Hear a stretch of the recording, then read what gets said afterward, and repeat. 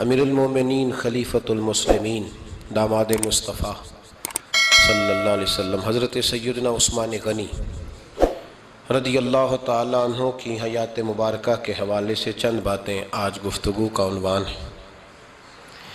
نبی کریم صلی اللہ تعالیٰ علیہ وسلم نے حدیبیہ کے موقع پر 9 ہجری میں عمرے کا ارادہ فرمایا تھا، اور حضور صلی اللہ تعالیٰ علیہ وسلم اپنے کئی سو صحابہ کے ساتھ احرام باندھ کر مقام حدیبیہ پر پہنچ گئے۔ سفیر اس کو بنایا جاتا تھا جو بڑا سمجھدار اور زیرک آدمی ہوتا تھا۔ نبی پاک صلی اللہ علیہ وسلم نے اس موقع پر جس کو اپنا سفیر بنا کے بھیجا وہ حضرت سیدنا عثمان غنی رضی اللہ تعالیٰ عنہ۔ حضور نے انہیں سفیر بنا کر کے مکہ مکرمہ میں بھیج دیا، اور 2 ٹارگٹ دیے اپنے سفیر کو، 2 باتیں فرمائے ایک تو جا کے مکے والوں کو بتاؤ کہ ہم جنگ کرنے نہیں آئے، اللہ کے گھر کا دیدار کرنے آئے، اور بڑے پرامن طریقے سے ہم طواف کریں گے، سعی کریں گے، عمرہ کریں گے، لوٹ جائیں گے۔ یہ ہمارا واحد ایجنڈا ہے، اس کے علاوہ کوئی پروگرام نہیں ہے۔ اور دوسرا انہیں یہ بتاؤ ان لوگوں کو جو ایک زمانے سے مکہ مکرمہ میں کفار مکہ کے ظلم سہ رہے ہیں، ہمارے وہ غلام جو یہاں بڑی تکلیف میں ہیں، ان کو یہ خبر دے دو، عثمان انہیں میرا پیغام دے دینا کہ اب تمہاری مشکلات کے دن تھوڑے رہ گئے، اب بڑی جلدی اللہ تبارک و تعالی دین اسلام کو فتح عطا فرما دے گا۔ حضرت عثمان غنی تشریف لے گئے۔ جب حضرت عثمان غنی وہاں پہنچے تو کفار نے آپ کو روک لیا۔ انہوں نے کہا کہ آپ رکیے، دیر ہو گئی۔ ادھر ابو سفیان نے حضرت عثمان غنی رضی اللہ تعالیٰ عنہ کو یہ کہا کہ ہم نبی پاک صلی اللہ علیہ وسلم کو اور ان کے صحابہ کو عمرہ نہیں کرنے دیں گے، آپ اگر چاہیں تو وہ سامنے بیت اللہ شریف ہے، طواف کریں، آب زمزم پئیں، حجر اسود پہ جائیں، مقام ابراہیم پہ جائیں، صفا مروہ کریں، آپ چاہیں تو کر لیں۔ تو حضرت عثمان غنی رضی اللہ تعالیٰ عنہ فرمانے لگے میں تڑپ رہا ہوں کعبے کے طواف کے لیے، لیکن میں بیت اللہ کا طواف اسی وقت کروں گا جب آگے آگے مجھے میرے مصطفیٰ کریم نظر آئیں گے صلی اللہ تعالی علیہ وسلم۔ لوگ آج پوچھتے ہیں کہ بغیر مدینہ شریف جائے حج مکمل نہیں ہوتا۔ میں نے کہا مدینہ شریف کے بغیر حج ہو جاتا ہے، پر مدینے والے کے بغیر نہیں ہوتا، اس لیے کہ حضور نے فرمایا صحیح مسلم میں خذوا عنی مناسککم، حج کے طریقے مجھ سے سیکھو۔ اللہ نے تو کہہ دیا حج کرو، تفصیل تو بتائی نہیں، تو اب آپ کو حضور سے سیکھنا پڑے گا۔ مدینے کے بغیر تو شاید حج ہو جائے، پر مدینے والے کے بغیر حج نہیں ہوتا۔ حضرت عثمان غنی رضی اللہ تعالیٰ عنہ کہنے لگے میں طواف ضرور کروں گا، پر اس وقت کروں گا جب مجھے حضور آگے آگے نظر آئیں گے۔ ادھر ایک شخص نے حضور کی بارگاہ میں بھی کہا، اپنوں کا نہ پتہ ہوتا ہے، دل بدست آور کے حج اکبر است۔ جو دل ہوتے ہیں نا، دل کو دل سے راہ ہوتی ہے۔ یہ کئی دفعہ جسم علیحدہ علیحدہ ہوتے ہیں، پر یہ اکٹھے دھڑک رہے ہوتے ہیں، تو دل کو راہ ہوتی ہے۔ عرض کی یا رسول اللہ صلی اللہ علیہ وسلم، عثمان غنی تو طواف کر رہے ہوں گے، صفا مروہ میں ہوں گے، بڑی موج ہوگی، آب زمزم کھول کے پی رہے ہوں گے۔ حضور نے سامنے والے کا چہرہ غور سے دیکھا، فرمایا عثمان کو تم زیادہ جانتے ہو کہ میں زیادہ جانتا ہوں؟ یا رسول اللہ آپ ہی زیادہ جانتے ہیں۔ فرمایا پھر فکر نہ کرو، عثمان میرے بغیر طواف نہیں کرے گا۔ بات ختم ہو گئی، میرے بغیر عثمان طواف نہیں کرے گا، ختم ہو۔ اب کسی نے افواہ پھیلا دی کہ حضرت عثمان غنی کو شہید کر دیا گیا۔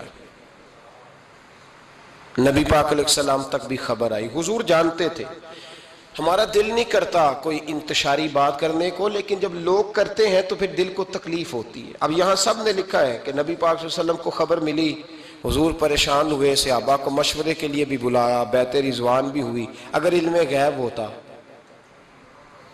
یہ سارا کچھ نہ ہوتا۔ اور میں نے کہا خدا کے بندے، اگر حضور اپنا علم غیب اس وقت ظاہر کرتے تو حضرت عثمان کے لیے قرآن کی آیتیں نہ نازل ہوتی۔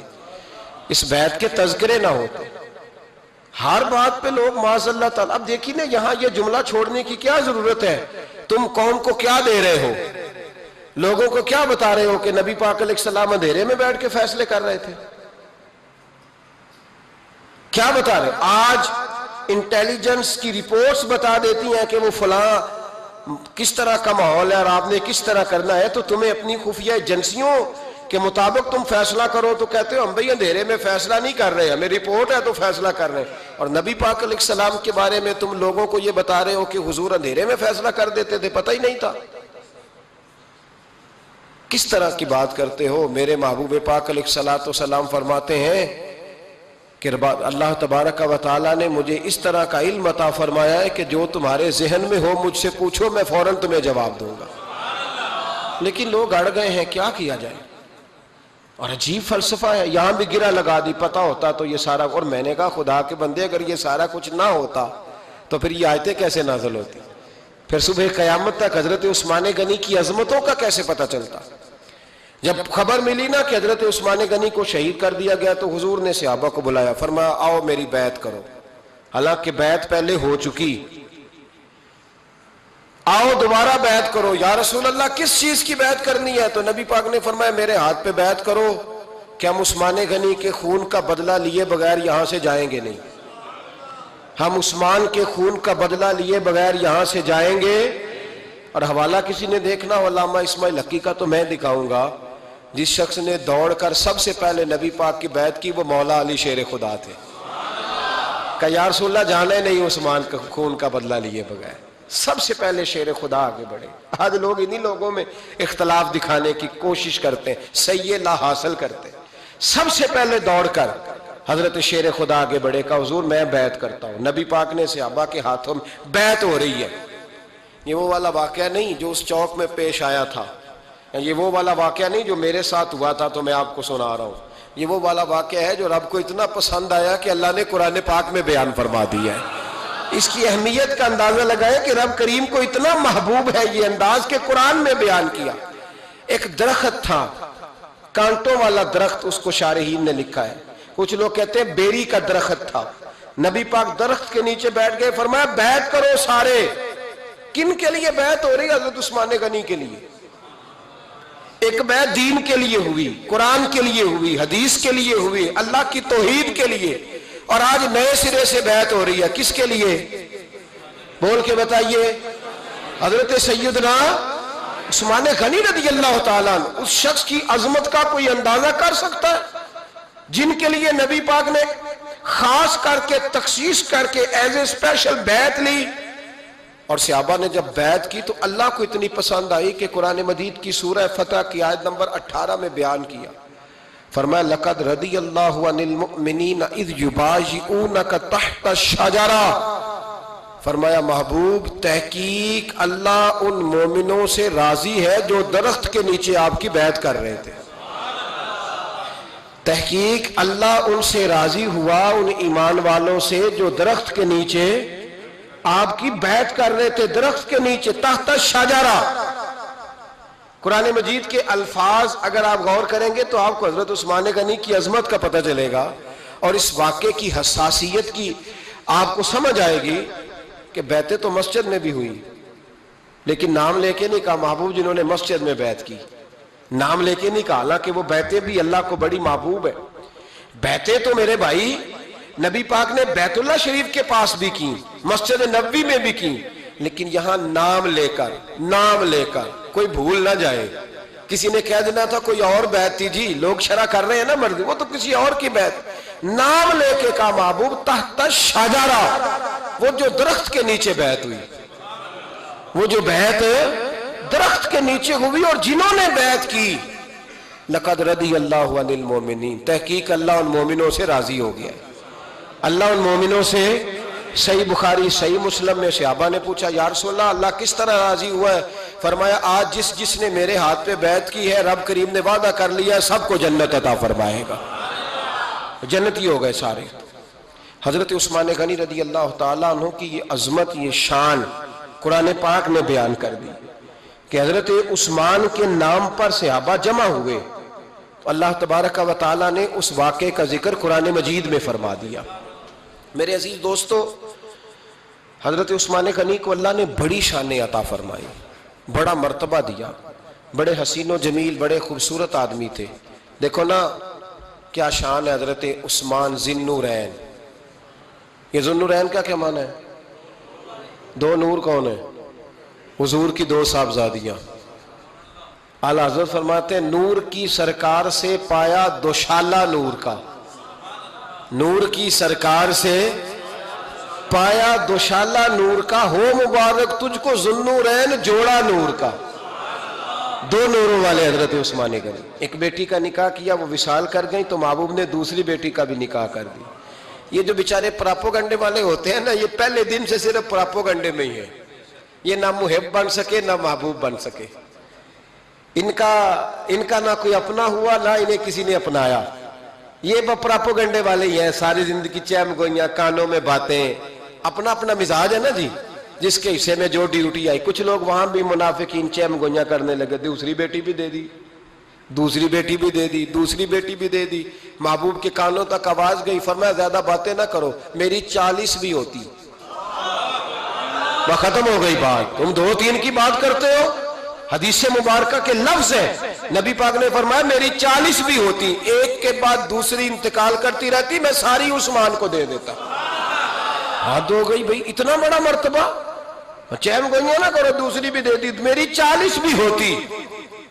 اس حدیث کا ترجمہ یہ ہے کہ محبوب فرماتے ہیں کہ مجھے عثمان پر اعتبار ہی بڑا ہے، مجھے عثمان پیارا ہی بڑا ہے، عثمان غنی کی عظمت ہی بڑی ہے۔ فرمایا میری 40 بھی ہوتی تو میں ساری یکے بعد دیگر حضرت اسامہ بن زید رضی اللہ تعالیٰ عنہ فرماتے ہیں نبی پاک نے اپنی صاحبزادی حضرت رقیہ رضی اللہ تعالیٰ عنہ کا نکاح حضرت عثمان غنی کے ساتھ کیا تو دونوں میاں بیوی پیارے بڑے تھے، حسین و جمیل بڑے۔ حضرت عثمان بڑے نفیس آدمی تھے، بڑی نفاست تھی، کپڑا سادہ پہنتے تھے، لیکن لوگ کہتے ہیں کبھی ہم نے ان کے کپڑوں پہ دھبا نہیں دیکھا، چہرے پر اتنا سا گرد کا نشان نہیں دیکھا۔ ہمارے ملک میں سب سے زیادہ خرچہ میک اپ کا آتا ہے، پتہ ہے آپ کو جی؟ اب اگلی جو بات کرنی ہے اس پہ اپنے آپ کو وقت کتنا دیتے ہو، سجنے میں، سورنے میں، تیار ہونے میں کتنا وقت لگاتے ہو؟ فرمانے لگے حضرت عثمان غنی اتنا تو ٹائم ہی نہیں ہے کہ اپنے آپ کو دیا جائے۔ تو قبر اتنے پیارے کیسے لگتے ہو؟ فرمانے لگے اپنی وجہ سے نہیں لگتا، حضور کی وجہ سے پیارا لگتا۔ کب وہ کس طرح؟ فرمانے لگے نبی پاک صلی اللہ علیہ وسلم نے ہمیں وضو دیا ہے، فرمایا ایک دفعہ وضو کر کے آئینے کے سامنے کھڑا ہوتا ہوں جو لگتا ہے اللہ نے میرے چہرے کو پہلے سے زیادہ نور عطا کر دیا ہے۔ دیکھیں نا، باقی جسم چھپا ہوا ہے اور جو ظاہر ہے اس پر وضو کا حکم ہے۔ ہاتھ ظاہر ہے تو وضو کر لو، پیر پردے سے باہر ہے تو ان کو دھو لو وضو میں، چہرہ پردے سے کپڑوں سے باہر ہے تو اس کو وضو میں۔ تو عثمان غنی فرماتے 5 وضو تو میں تازہ کرتا ہوں، پچھلا ہو بھی تو نئی نماز تازے وضو سے پڑھتا ہوں۔ اور فرماتے اگر میرا قرآن مجید کھولنے کا ارادہ بن جائے تو پھر وضو 6 بھی ہو جاتے ہیں، اور تہجد کے وقت اٹھوں تو 7 بھی ہو جاتے ہیں۔ فرماتے علیحدہ سے درود پاک پڑھنے بیٹھوں تو پھر 10-11 وضو بھی ہو جاتے ہیں۔ میں وضو کرتا رہتا ہوں تو اللہ تازگی عطا کر دیتا ہے۔ حضرت اسامہ بن زید حضور کے غلام زادے فرماتے میں چھوٹا سا تھا تو نبی پاک کے گھر میں گوشت پکا تو سرکار کو 4 بیٹیوں سے بڑا پیار تھا، حضرت فاطمہ سے زیادہ ہے لیکن 4 بیٹیوں سے بڑی محبت تھی۔ حضرت رقیہ اور جناب عثمان غنی کے گھر میں اسامہ بن زید کہتے ہیں حضور نے مجھے سالن دینے بھیجا، میں چھوٹا سا تھا اور بھی پردے کی آیتیں بھی نہیں آئی تھی، حکم بھی نہیں آیا تھا۔ کہتے ہیں میں سالن دینے گیا، واپس آیا تو میں نے ان دونوں کو بیٹھے دیکھا تو میں نے اتنے حسین میاں بیوی کبھی دیکھے نہیں تھے، اور میری طبیعت کھل اٹھی۔ فرماتے ہیں جب واپس آیا نا، سرکار نے میرا چہرہ دیکھا، میں نے تو بات کرنی نہیں تھی، حضور نے چھیڑ دی۔ فرمایا میری بیٹی اور داماد کو دیکھ کے آئے ہو؟ یا رسول اللہ دیکھ آیا ہوں۔ فرمایا ایسا حسین جوڑا دنیا میں کبھی دیکھا ہے؟ کہا یا رسول اللہ اللہ کی عزت کی قسم کبھی دیکھا ہی نہیں۔ یہ ظاہری حسن اللہ نے حضرت سیدنا عثمان غنی رضی اللہ تعالیٰ عنہ کو عطا۔ ایک بات میری یاد رکھنا، حسن ظاہر کا نہیں ہوتا، حسن ظاہر کا نہیں ہوتا، ظاہر کا میک اپ ہوتا ہے، حسن ہمیشہ باطن کا ہوتا ہے۔ جن لوگوں کے اندر معصومیت ہوتی ہے ان کے چہروں پہ بھی آئی جاتی ہے. کوئی نہیں سمجھ آئی شاید آپ کو. اندر اگر بندہ کڑوا ہونا، کسیلا ہو، چہرہ نہیں روشن ہوتا. اس کی دلیل حدیث میں موجود ہے. نبی پاک صلی اللہ علیہ وسلم سے صحابہ نے کہا یا رسول اللہ، اللہ کا ولی کون ہوتا ہے؟ فرمایا جس کا چہرہ دیکھنے سے اللہ یاد آئے. تو ولایت کا تعلق دل سے ہے، چہرے سے نہیں. ولایت کا تعلق بولیے دل سے ہے، چہرے سے ولایت کا تعلق نہیں ہے. لیکن حضور نے دلیل کیا دی؟ چہرہ دیکھو تو اللہ یاد آئے. گویا محبوب نے فرمایا کہ دل اگر ولی کا ہو تو پھر اللہ تعالیٰ دل کی برکت سے چہرہ بھی نورانی عطا فرما دیتا ہے. چہرہ بھی نورانی. بہت سارے میں نے ایسے بزرگوں کو دیکھا جن کے رنگ گورے نہیں تھے پر نورانی تھے. ہمارے علامہ فیض احمد اویسی صاحب رحمۃ اللہ علیہ، میرے استاد گرامی، کا رنگ گورا نہیں تھا، لیکن جو بابا جی کو دیکھتا تھا فدا ہی ہو جاتا تھا. رنگ گورا نہیں تھا، گندمی تھا، لیکن کیا بات تھی چہرے کی معصومیت کی. تو یاد رکھیں حضرت عثمان غنی کے باطن میں جو حسن تھا، جو وقار تھا، وہ چہرے سے چھلکتا تھا. چند خوبیاں بڑی زیادہ تھی حضرت عثمان غنی میں، بہت زیادہ تھی چند خوبیاں. ایک بہت بڑی خوبی حضرت عثمان غنی کی جس کو نبی پاک نے بڑا چاہا، وہ تھا حضرت عثمان غنی کا سخی ہونا.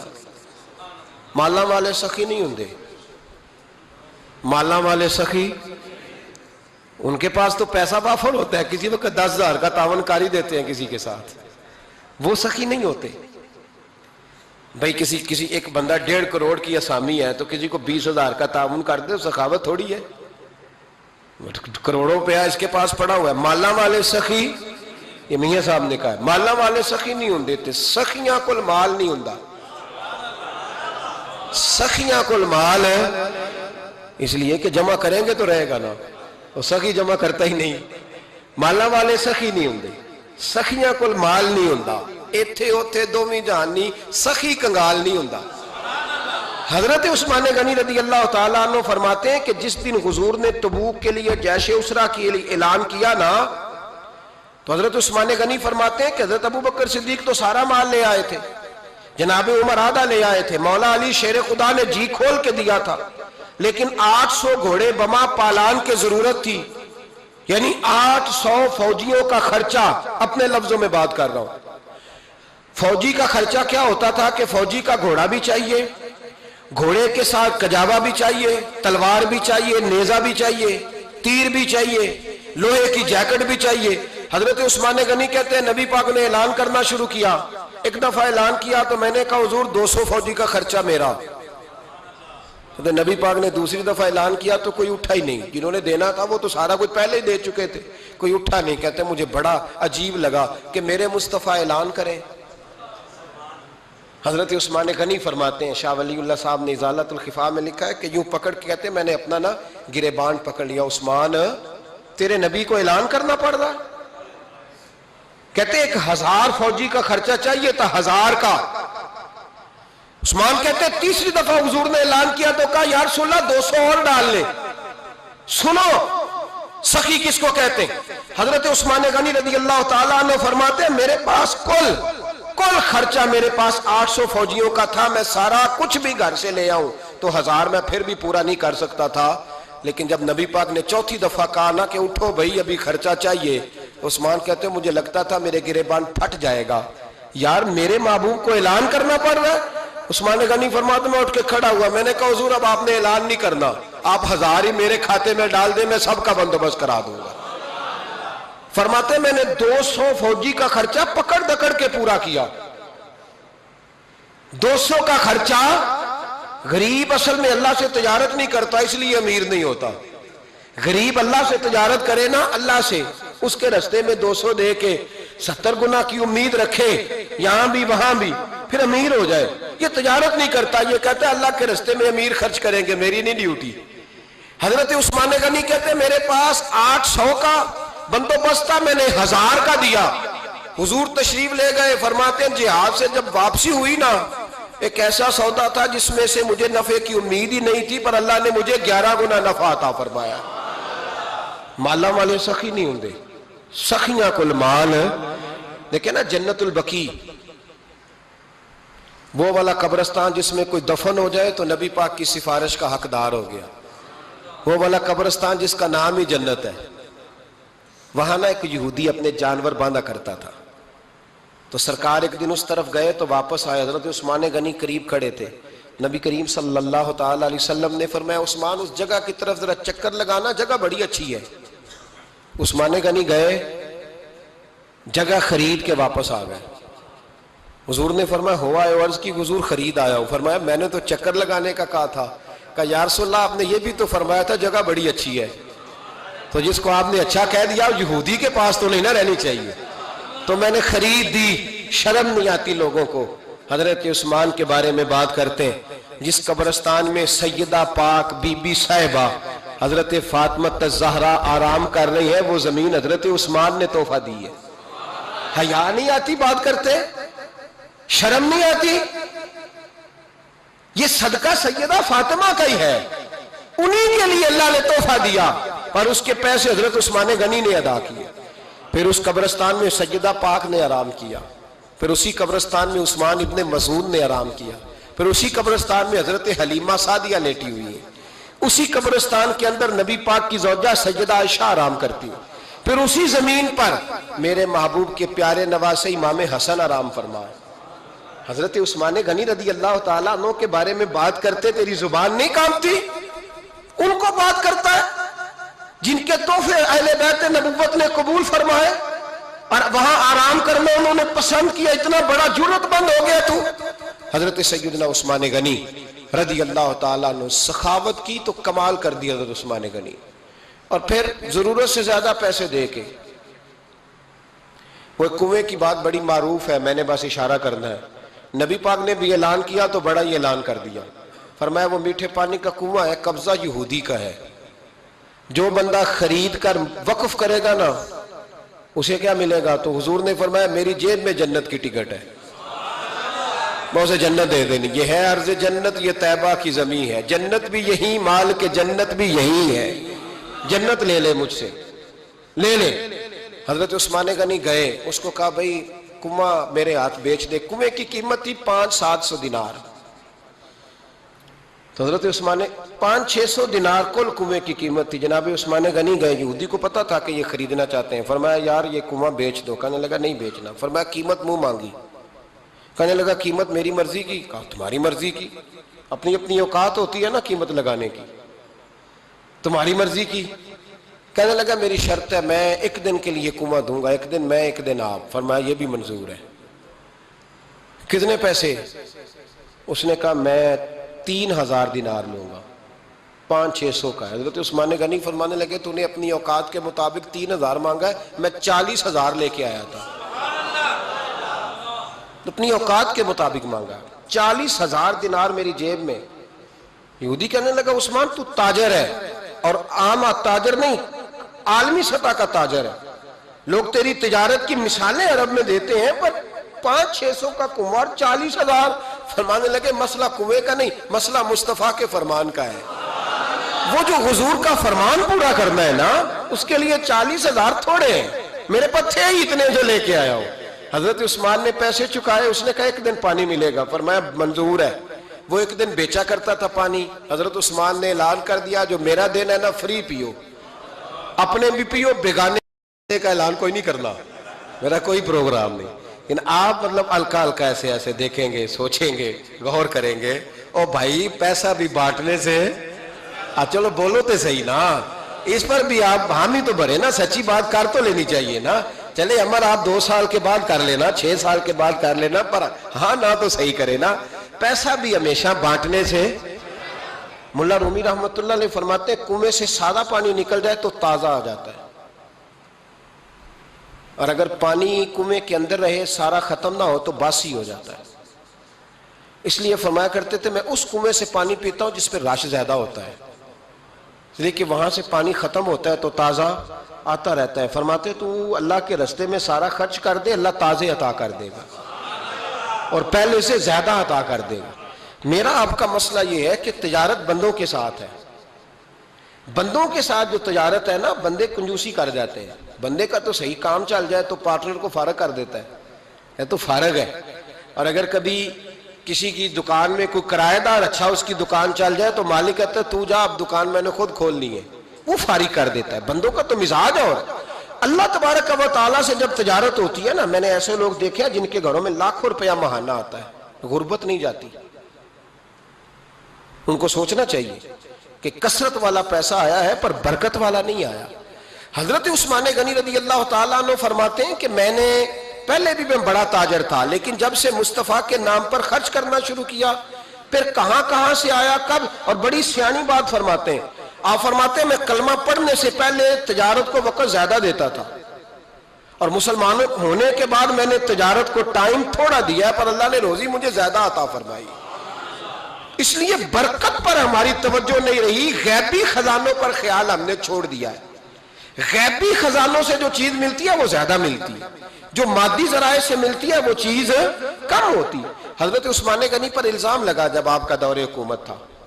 یہ یاد رکھیں کہ سب سے زیادہ الزامات حضرت عثمان غنی پہ لگائے گئے. جن بندوں کے قد کاٹ زیادہ ہوتے ہیں ان کے خلاف پراپوگنڈے بھی لمبے چوڑے ہی ہوتے ہیں. بڑی بڑی بات یاد رکھنا. کہا گیا کہ حضرت عثمان لوگوں کو نوازتے بڑا ہے، بڑا دیتے ہیں حضرت عثمان غنی. تو حضرت عثمان غنی فرمایا کرتے تھے حکمران تو میں آج بنا ہوں تو میں تو پہلے بھی بڑا دیتا تھا، وہ کس خزانے سے دیتا تھا؟ آپ جواب دیا کرتے. دیکھیں ذرا، لاکھوں لوگ حج کرنے آتے تھے، پر حضرت عثمان غنی حج کرنے جاتے تو اعلان کر دیتے کہ کوئی حاجی حج کے موقع پر آ کے کھانا نہ پکائے، سب کو کھانا عثمان غنی اپنی جیب سے دیا کریں گے. مینا میں لنگر کھانا ہوتا تھا حضرت عثمان غنی کا، مینا میں. فرماتے تھے کھاؤ حاجیوں جتنا کھا سکتے ہو. اور پھر حضرت عثمان غنی کا اعلان تھا، خدام کو کہتے تھے میں آخر میں کھاؤں گا، پہلے میرے سارے آنے والے حاجیوں کو کھلایا جائے. ایک مجھ سے نا ایک دوست نے سوال پوچھا 4-5 دن ہو گئے. کچھ سوال ایسے ہوتے ہیں جو بندے کو نا چوراہے پہ لا کے کھڑا کر دیتے ہیں، زندگی میں نہ بھولنے والے سوالات ہوتے ہیں. ایک شخص نے سوال پوچھا، کہنے لگا اوکاڑے دینی اور مذہبی گھرانہ ہے، اوکاڑے سے تعلق ہے، میرے ساتھ محبت کا رشتہ ہے. کہنے لگے بیٹی کی شادی کر دی ہے راولپنڈی میں. آپ کی بھی بیٹیاں ہیں، میری بھی بیٹی ہے. بیٹی کی شادی کر دی ہے راولپنڈی میں. اب بچی چند دن رہنے آئی ہے. پوچھنا یہ ہے کہ نماز پوری پڑھے گی کہ قصر پڑھے گی؟ تو میرا تو اس نے کام کر دیا، حد ہو گئی، رو رو کے برا حال. میں نے کہا یار تو بند کر دے فون، رات کو بتاؤں گا. کیا پوچھ لیا یار تو نے؟ بیٹی مسافر نہیں ہوتی، بیٹی تو مہرانی ہوتی ہے باپ کے گھر کی. تو بیٹی مطلب کیسے بتاؤں کہ دل کرتا ہے کہ بیٹی وہ صرف ہنسے، وہ روئے کبھی نہ. یہ دعا ہوتی ہے. تو نے اتنا بڑا سوال کیوں کیا؟ بہرحال علماء کو کچھ چیزوں کے جواب دینے پڑتے ہیں. میں نے کہا میں رات کو بتاؤں گا. رات کو پھر فون آیا کہ آپ تو بڑی جلدی جواب دینے کے عادی ہیں تو دیر کیوں کر دی؟ تو میں نے کہا یار جواب تو میرے پاس تھا لیکن ہمت نہیں تھی ابھی. تو میں نے کہا کہ اگر تو بیٹی آئی ہے والد کے گھر میں اور ابا جی کا پروگرام ہے اسے جائیداد میں سے حصہ دینے کا، تو پھر تو بیٹی نماز پوری پڑے گی. لیکن اگر ابا جی نے علیحدہ کر کے انگوٹھا لگوانا ہے تو پھر بیٹی مسافر ہے. اگر ابا جی نے اس کو علیحدہ کر کے انگوٹھا لگوانا ہے نا کہ دے دے بھائیوں کو، خیر ہے تیری شادی پہ خرچہ کر دیا ہے. اگر ابا جی کے دل میں نے کہا یہ ابے سے فتویٰ پوچھ لو، اگر ابا جی کے دل میں چور ہے نا کہ بیٹی کو دینا کچھ نہیں، تو پھر بیٹی نے نماز قصر پڑھنی ہے. اس لیے کہ پھر وہ وہاں حصے دار. اس کی دلیل حضرت عثمان غنی رضی اللہ تعالیٰ عنہ حج کے لیے تشریف لے گئے تو لوگوں نے حضرت عثمان غنی سے کہا کہ نبی پاک بھی قصر نماز پڑھتے تھے، حضرت عمر بھی حج کے موقع پر قصر پڑھتے، حضرت ابو بکر بھی، آپ کیوں پوری پڑھتے؟ فرمایا ان کا مکے میں گھر کوئی نہیں تھا، میرے تو پورے کے پورے باغ ہیں، تو میں یہاں مسافر نہیں ہوں، میں یہاں مقیم ہوں. تو اگر تو بیٹی کا حصہ بھی ہے ابا جی کے گھر میں تو پھر وہ نماز پوری پڑے گی. لیکن اگر ابا جی نے اللہ تعالیٰ خیر فرمائے بیٹوں کے حق میں فیصلہ سنا دیا ہے اور انہوں نے بیٹی سے کہہ دیا ہے کہ چھوڑ، جو بیٹیاں حصہ لیتی ہیں ان کے بھائی نہیں ملتے تو نہ ملے بھائی، کوئی حرج نہیں. ضروری ہے ظالم بھائیوں سے رابطہ رکھنا جو کھا جائے بہنوں کا حصہ.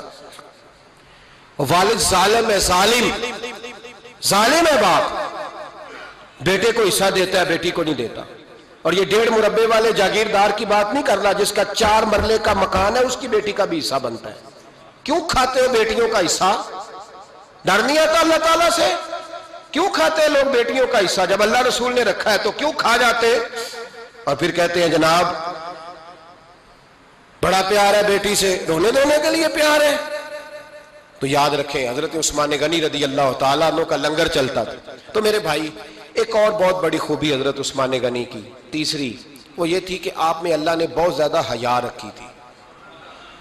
آج نا اگر آپ ناراض نہ ہو تو ہماری حکومتوں میں جو بدتمیز زیادہ ہوتا ہے اس کا عہدہ زیادہ ہوتا ہے، اس کو اچھا عہدہ ملتا ہے جو بدتمیزی زیادہ کرتا ہے۔ اور ہمارے ہاں نوجوان سمجھتے ہیں کہ کھل کے پھرنا، کھل کے کھانا، مرضی کا لباس پہننا۔ ہمارے ایک بزرگ فرمایا کرتے تھے جب سے پیسے لوگوں کے پاس زیادہ آئے ہیں لباس چھوٹے ہو گئے، پیسہ زیادہ آ گیا کپڑے جسموں پہ سکڑ گئے۔ لوگ سمجھتے ہیں کہ بس جو دل میں آئے کہہ دینے کا نام جمہوریت ہے، آزادی رائے ہے۔ حضرت عثمان غنی رضی اللہ تعالیٰ عنہ شرم و حیا کے پیکر تھے، بڑا پیسہ تھا، بڑا کچھ تھا، لوگ ڈرتے تھے، سردار بھی تھے، جو چاہتے کر سکتے، روب طاری ہوتا۔ لیکن عثمان غنی کو جب بھی کوئی دیکھتا تھا کسی کونے میں بیٹھے نظر آتے تھے، چھپے ہوئے، پیچھے، شرم و حیا، نفاست پسندی، بڑھ بڑھ کے آگے ہونا، ہر ویڈیو میں شامل ہونے کی کوشش کرنے کا نام پیار نہیں ہے۔ نفاست پسند جو لوگ ہوتے ہیں وہ اکثر چھپے ہوئے ہوتے ہیں، ان کا پتہ ہی نہیں ہوتا لوگوں کو کہ پیچھے دراصل ہے کون۔ دیکھیے نا بڑی معروف حدیث ہے صحیح مسلم میں، نبی پاک صلی اللہ علیہ وسلم آرام فرما رہے تھے، حضور نے تامت مبارک باندھی ہوئی تھی، لیٹے ہوئے تھے سرکار۔ تو جب آدمی لیٹتے تھے نا، ہمارے بزرگ بھی جب لیٹتے ہیں تو تامت کو سمیٹا کرتے تھے تو گھٹنوں تک آ جاتی تھی، دیکھا نا آپ نے، گھٹنوں تک تامت آ جاتی جب لیٹتے۔ تو سرکار بھی لیٹے تھے، پردے کی ابھی آیتیں نہیں آئی تھی، دروازے پہ دستک ہوئی، حضرت عائشہ صدیقہ عرض کرنے لگے یا رسول اللہ میرے ابا جان جناب ابو بکر صدیق آئے۔ حضور نے فرمایا بلا لو۔ حضرت عائشہ کہتی ہیں وہ آ کے بیٹھ گئے، حضور لیٹے رہے، پھر دستک ہوئی، اب کون ہے؟ کہا سیدنا فاروق اعظم۔ کہا عائشہ آپ ساتھ والے حجرے میں چلی جاؤ۔ اماں جی وہاں چلی گئی۔ تھوڑی دیر کے بعد حضرت عمر آئے، حضور لیٹے رہے، جناب عائشہ کہتی ہیں پھر دستک ہوئی، اب کون ہے؟ فرمایا عثمان غنی۔ نبی کریم نے فرمایا اسے کہو ذرا ٹھہر جائے۔ حضرت عثمان ٹھہرے تو حضور اٹھ کے بیٹھے، تہمت مبارک کو ٹھیک کیا، پھر اپنے کرتے مبارک کو سیدھا کیا، پھر دستار کو سیدھا کیا، فرمایا اب بلاؤ عثمان غنی کو۔ حالانکہ جاہو جلال حضرت عمر کا زیادہ ہے، حالانکہ وقار مقام حضرت صدیق اکبر کا زیادہ ہے، اب بلاؤ عثمان غنی کو۔ حضرت عثمان غنی رضی اللہ تعالیٰ عنہ آئے، بیٹھے، بات چیت ہوئی، تینوں چلے گئے۔ حضرت عائشہ صدیقہ کہتی ہے میرے ذہن میں سوال رہ گیا، میں نے عرض کی یا رسول اللہ صلی اللہ تعالیٰ علیہ وسلم وہ دو لوگ آئے، آپ بیٹھے رہے، عثمان آئے تو آپ نے اہتمام کیا، کیا لفظ ہے اور لفظوں میں تاثیر ہے، اور جملے دو کہے نبی پاک نے لیکن کتنا بڑا ان کا مرتبہ بیان کیا۔ فرمایا عائشہ میں اس شخص سے حیا نہ کروں جس سے اللہ کے فرشتے بھی حیا کرتے ہیں، میں اس سے حیا نہ کروں جس سے اللہ کے فرشتے بھی حیا کرتے ہیں۔ حضرت عثمان غنی فرمایا کرتے تھے میں نے جب سے حضور کا چہرہ دیکھا ہے دوبارہ پلٹ کے اپنی شرمگاہ بھی کبھی نہیں دیکھی، گویا میں نے اپنی آنکھوں کا وضو نہیں توڑا جب سے حضور کا۔ فرماتے جب سے یہ ہاتھ نبی پاک کو بیعت کے لیے دیا ہے پھر گندگی میں نہیں جانے دیا میں نے سیدھا ہاتھ۔ حضرت عثمان غنی فرمایا کرتے تھے میں اپنے گھر کے اندر اپنے غسل خانے میں چار دیواری کے اندر بھی کپڑوں سمیت غسل کرتا ہوں، مجھے حیات یہ غسل خانے میں بھی کپڑے۔ اور سنو ایک اور بڑی بات اہم، آپ فرمایا کرتے تھے میری جو محرم عورتیں ہیں نا، محرم پھپھی خالہ، میری جو محرم عورتیں ہیں، فرمایا کرتے تھے میں نے کبھی ان کے بھی چہرے آنکھ بھر کے نہیں دیکھے، ان کے بھی چہرے کبھی میں نے آنکھ بھر کے نہیں دیکھے۔ جو میری محرم عورتیں ہیں پھپھی خالہ، فرماتے تھے ان سے بھی جب بات کرتا ہوں تو میں چہرہ جھکا کے۔ ہمارے ہاں تو کزن ایک دوسرے سے سلام لیتے ہیں، لڑکیاں لڑکے کزن ایک دوسرے سے سلام لیتے ہیں۔ بچیاں آیا کرتی تھی تو میری کبھی کبھی مجھے بتایا جاتا تھا، میں نے ایک پابندی لگا دی، بچیاں جب مدرسے میں آتی تھی کہ جو دور سے بچی آئے اس کو جس آدمی کا نام لکھا ہو بتایا جائے وہی لینے آئے۔ ایک دن مجھے اطلاع دی گئی کہ آپ تھوڑی دیر آئیں، میں گھر گیا تو مجھے بتلایا گیا کہ ایک بچی ہے تو اس کو جو پہلے لینے آتا تھا وہ نہیں آیا، کوئی اور آیا۔ میں نے اس کے بھائی کو فون کیا کہ آپ لینے نہیں آئے. کہنے لگے یہ کزن ہے ہمارا, اس کے ساتھ بھیج دیں, آپ ہمارا ہی کزن ہے, خالہ زاد ہے. میں نے کہا یار آپ کہاں ہو؟ کہنے لگے مجھے 20-25 منٹ لگ جائیں گے. تو میں نے کہا ابھی کلاسیں بھی جاری ہیں تو آپ ہی آ جانا خود ہی. میں نے کہا سب آپ بھیج دیں, مجھے اعتبار ہے اس پہ. میں نے اس کو ایک بات کہی جو آپ کو بھی کہتا ہوں. میں نے کہا یار تمہیں اعتبار ہے تو اللہ رسول کو اعتبار کیوں نہیں؟ انہوں نے کیوں غیر محرم بنایا ہے؟ عجیب تماشا ہے. مجھے پھپھی ذات پہ, خالہ ذات پہ, ماموں ذات پر اعتبار ہے, نبی پاک کو کیوں نہیں؟ آپ کو زیادہ پیار ہے لوگوں سے یا نبی پاک کو امت سے زیادہ پیار ہے؟ کیا مطلب تماشا ہے؟ کیا مزاج بنا لیا میں نے اور آپ؟ نبی پاک نے ایک شخص پر اعتبار نہیں کیا, پر میں اس سے پردہ کرو. آپ نے اور میں نے کیسے کر لیا؟ نبی پاک نے خالہ ذات, پھپھی ذات, دیور پر, جیٹ پر, سالے پر, بہنوئی پر اعتبار نہیں کیا, پابندی لگا دی. تو نے کیسے کیا؟ تجھے تیرے دل میں زیادہ درد ہے, تو زیادہ دین کو سمجھنے لگا ہے, انسانیت زیادہ اچھل آئی ہے تیرے اندر. اعتبار کیا ہوتا؟ یاد رکھنا دنیا میں جتنے گھر تباہ ہوئے ان لوگوں کی وجہ سے نہیں ہوئے جن پر اعتبار نہیں تھا, ان کی وجہ سے ہوئے جن پر اعتبار تھا. گھر کا بیٹی لنکا ڈھائے, بار والے آ کے کبھی بھی گھر میں کوئی نقب زنی نہیں کرتے, جب بھی کرتے اعتبار والے کرتے. میرے رسول پاک علیہ الصلوۃ والسلام کی وہ ازواج جن پر اللہ کو اتنا اعتبار ہے کہ رب کہتا ہے میرے محبوب کی بیویوں تمہاری جیسی دنیا میں دوسری ہے ہی کوئی نہیں. اللہ کو اتنا اعتبار ہے. لیکن ایک نابینا صحابی آئے تو حضور کی 2 ازواج بیٹھی تھی, تو نبی پاک نے فرمایا پردہ کرو. یا رسول اللہ وہ تو نابینا ہے. فرمایا تمہیں تو نظر آ رہا ہے نا, تمہاری آنکھیں تو کھلی ہوئی ہیں. حضور کو اعتبار نہیں تھا, بس کر دیں. سب سے بڑا ظالم وہ ہے جو کہتا ہے مجھے بیٹی پہ اعتبار ہے. وہ ظالم ہے, وہ اپنی بیٹی کے ساتھ ظلم کر رہا ہے. جو کہتا ہے مجھے اعتبار ہے, کالج جا رہی ہے, یونیورسٹی جا رہی ہے, اکیلے آ جا رہی ہے, مجھے اعتبار ہے. یہ ظلم کر رہا ہے بچی کے ساتھ. وہ تو بچی ہے, اس کا تو ذہن کمزور ہے. ہو سکتا ہے صاف دل ہو, لیکن سامنے جو شیطان چوکوں میں گلیوں میں دائیں بائیں گھوم رہے ہیں وہ تو صاف دل نہیں ہے نا, وہ تو معصوم طبع نہیں ہے نا. تو بعض اوقات بڑے اچھے نفیس بچے بھی شیطانوں کا شکار ہو جاتے ہیں. خدا کا خوف کریں. حضرت عثمان غنی کی زندگی, حضرت عثمان فرماتے ہیں جو محرم عورتیں تھیں ان کی طرف بھی آنکھ بھر کے نہیں دیکھا, اس لیے کہ وہ خاتون ہے, میں مرد ہوں, میری حیا مانی. آج لوگوں کو شوق ہو گیا عورتوں کی مجلس میں دوڑ دوڑ کے جانا, وہاں بیٹھنا, وہاں وقت بتانا. پیرانے عظام کہتے ہیں کہ وہ درویشنیوں کے بیچ بیٹھے ہیں جی, باپ بیٹی ہوتے ہیں جی, مریدنی اور پیر. میں نے کہا کوئی نہیں ہوتے. اس رشتے پر استدلال ہے. اعلیٰ حضرت فرماتے ہیں واجب ہے پردہ پیر اور مریدنی کا, یہ پردہ واجب ہے. اگر کوئی شخص اس طرح بے پردہ بیعت لے گا, بیچ میں بیٹھے گا, تو اس کا تو مرید ہونا ویسے ہی حرام ہے, جائز ہی نہیں ہے. جو سارا دن تویز دھاگے کے لیے بیٹھا رہے اور بیویوں سے گفتگو کرتا رہے. خدا را حضرت عثمان غنی رضی اللہ تعالیٰ عنہ کی زندگی میں جو باتیں ہمیں بہت زیادہ ملتی ہیں ان میں نفاست ہے, آپ کی حیا ہے, سخاوت ہے. ایک بات اور سن لیں, بڑا ستایا گیا حضرت عثمان غنی کو, پراپوگنڈے کیے گئے, آپ کے خلاف مہم چلی. عبداللہ ابن سبا نے بڑی مہم جوئی کی آپ کے خلاف. یہودیوں نے مسلمانوں کا روپ دھار کر بڑا آپ کو ستایا, تکلیفیں دی. جی آپ اپنے رشتہ داروں کو بڑا دیتے ہیں, فرمایا کرتے تھے جیب سے دیتا ہوں, مال خزانہ سے نہیں دیتا. حضرت عثمان غنی رضی اللہ تعالیٰ عنہ کو بڑا ستایا گیا. یہ واحد خلفائے راشدین میں خلیفہ ہے جن کا 40 دن پانی بند کیا گیا, کھانا نہیں آنے دیا گیا. لیکن کمال ہستی حضرت عثمان غنی کی. مولا علی جیسے شیروں نے جا کے کہا آپ اشارہ کریں, یہ جو آپ کے خلاف نکلے ہوئے ہیں تو ایک تلوار سے مار دیے جائیں گے. تو حضرت سیدنا عثمان غنی فرمانے لگے میں وہ والا مینڈا نہیں بننا چاہتا جس کی وجہ سے مدینے کی گلیاں رنگین ہو جائیں. امن کا کہا آپ خلافت چھوڑ دیں. فرمایا حضور نے کہا تھا اللہ تمہیں ایک قمیض پہنائے گا, لوگ اتارنا چاہیں گے, تم نے اتارنی نہیں. صبر سے, حوصلے سے, اطمینان سے.